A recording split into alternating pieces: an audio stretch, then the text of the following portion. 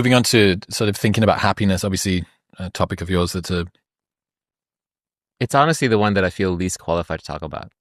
is it like a guy that's got long arms teaching you how to bench press, or a dude that's really tall teaching you how to deadlift, someone that feels like they came from behind the eight ball? You're asking a crazy person about their thoughts. So just thought it through. Is happiness still more about peace than it is about joy?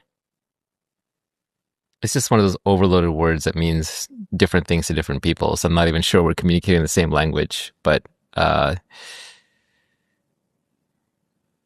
what is happiness?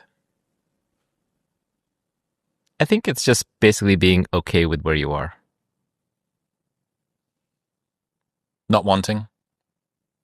Not wanting things to be different than the way they are. Not having the sense that anything is missing in this moment. Needing something to change, your current positive situation being contingent on an adjustment. Correct. On getting something from the outside world. Ironically, I think most people, if you were to ask them when they were happiest for a sustained period of time, not for a brief moment, because pleasure can override happiness and create kind of this illusion of happiness. But if you ask people when they were happy for a sustained period of time, they were probably doing some variation of nothing. That's interesting. Because in the chase is this sort of lack, this contingency. That's right. But then you get bored.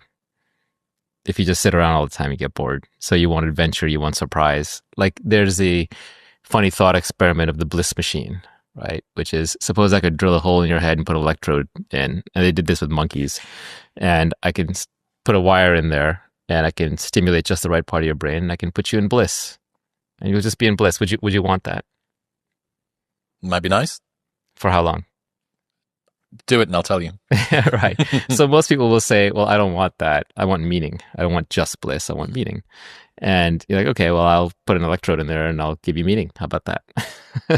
And if you kind of run this thought experiment long enough, I think most people realize actually what I want surprise. I want the world to surprise me and I want to wrestle with it in ways that are somewhat predictable, but somewhat not. And you kind of end up back where you started. So I don't know if necessarily, for some people, pure happiness is the ultimate goal. They want to, just be blissfully happy wherever they are, whenever they are. But I think other people, most people would say, well, I'm here in this world. I'm here in this life. I don't understand it or why, but I want to be engaged. I want to be surprised. I want to do things. I want to accomplish things. I want things and then get them, right? That's kind of the whole game that we're all playing here. Surprise is a really interesting, the sort of unpredictability. I think total bro science here, but I'm pretty sure that that's kind of how dopamine works, that things are a bit better than you expected. That within that, it means that if you, for the perennial insecure overachievers that cloy for control, that really want to be able to, the schedule is perfectly done and we know the itinerary, we know where we're going to be at this time, you're in some ways, I guess, reducing down the capacity for surprise because everything has become very contrived, prescribed, done in advance, laid out. Your ability to be surprised actually diminishes. Yeah, if nothing worked out the way you expected, if it was all serendipity and you didn't want that, you would just be a ball of anxiety. On the other hand, if everything worked out as you expected and wanted, you'd be so bored you might as well be dead. So there's some, the river of life kind of flows between these two banks, and enjoy it. You say thinking about yourself is the source of all unhappiness, but presumably you need to work on yourself and your weaknesses as well. So some degree of reflection is important.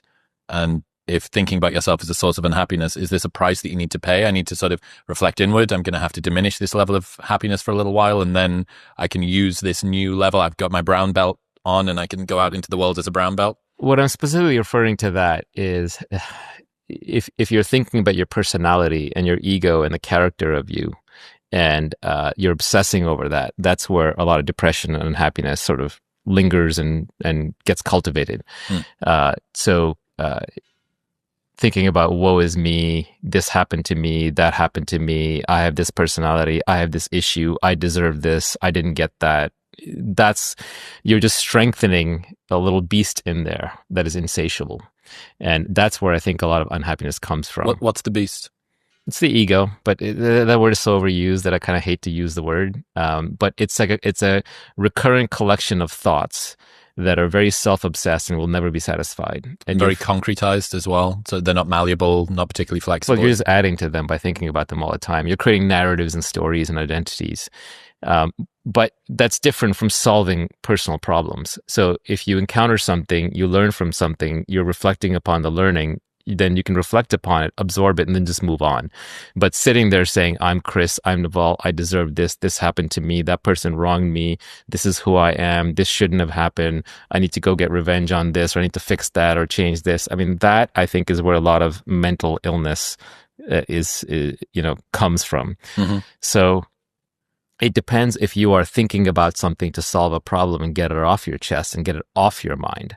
If it leaves your mind clearer at the end of it, then I think it was worthwhile. If it leaves your mind busier at the end of it, then you're probably going in the wrong direction. Is this a justification for detachment, cultivated ignorance, distraction? Detachment is not a goal. Detachment is a byproduct. It's just a byproduct of just realizing, what matters and what doesn't.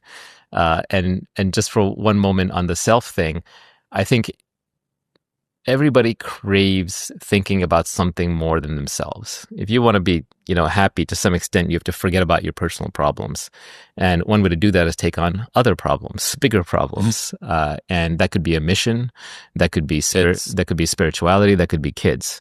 It could be caring about the planet, although I think people take that a little far, and then they get kind of oppressive and tyrannical in support of abstract concepts. But so these can be taken too far, just like religion, for example, just like anything in excess. Anything in excess, right?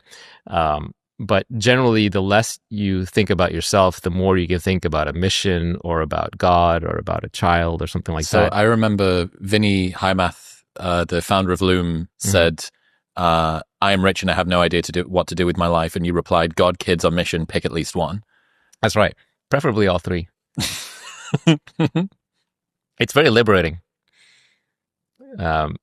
I think overthinking about yourself is probably it may not be the cause of depression, but it certainly doesn't help. Rumination.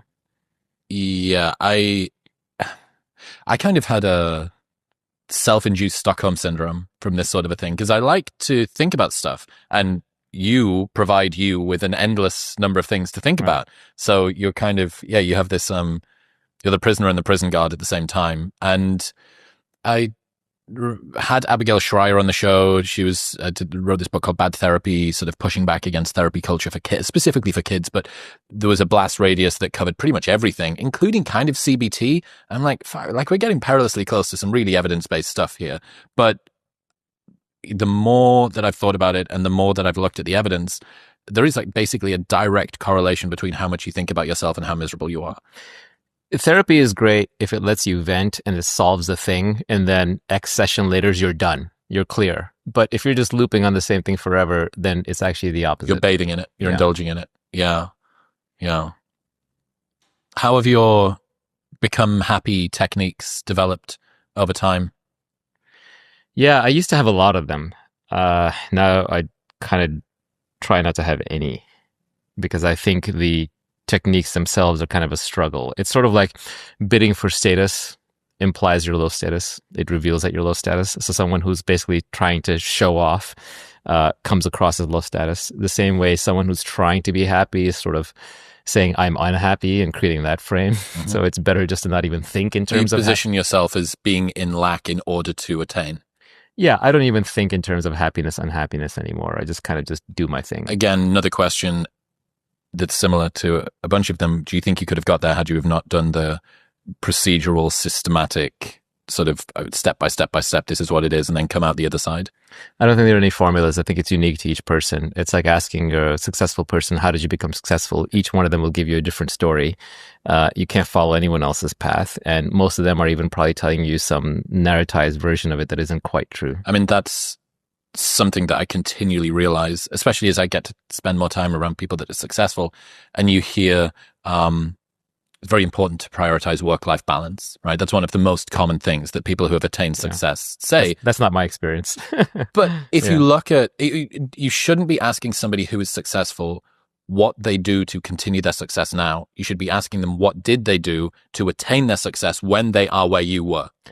And the people who are really extraordinarily successful didn't sit around watching success porn. They just went and did it.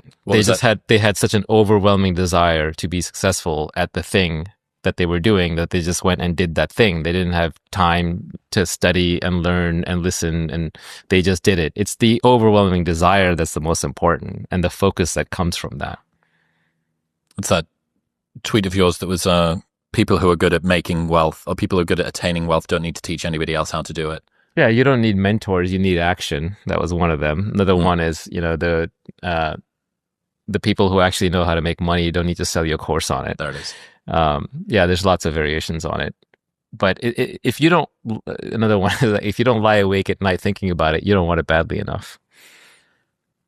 Yeah, I think I've heard you talk before about how sort of unclosed loops problems that you're working on can cause you to be sleepless. And I'm not a good sleeper. Tell me about that. Oh, I mean, my 8 sleep hates me. It's always telling me I failed at sleeping again. Brian Johnson thinks I'm going to die early. He's probably right.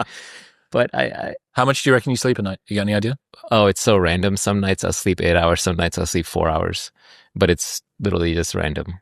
Are you bothered about that? Are you No. trying to optimize? Are you a sleep coach teaching you how to? I don't flog myself over things. If I want to sleep, I'll sleep.